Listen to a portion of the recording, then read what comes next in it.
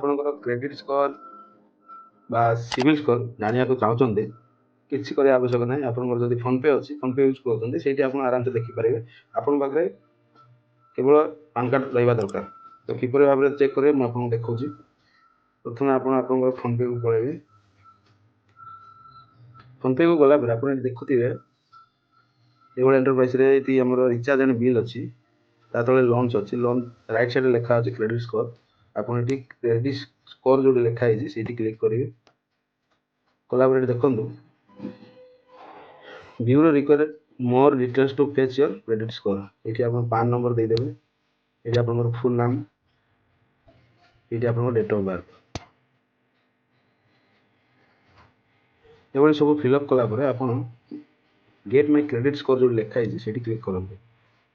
କିଛି ସମୟ ଅପେକ୍ଷା କଲା ପରେ ସେ ଆପଣଙ୍କର ଯାହା ବି କ୍ରେଡିଟ୍ ସ୍କୋର ଅଛି ଦେଖାଇଦେବ। ବର୍ତ୍ତମାନ କ୍ରେଡିଟ୍ ସ୍କୋର ମୋର ଅଛି 711। ତ ଏଇଭଳି ଭାବେ ଆପଣ ନିଜର ସିଭିଲ୍ ସ୍କୋର ବା କ୍ରେଡିଟ୍ ସ୍କୋର ଚେକ୍ କରିପାରିବେ।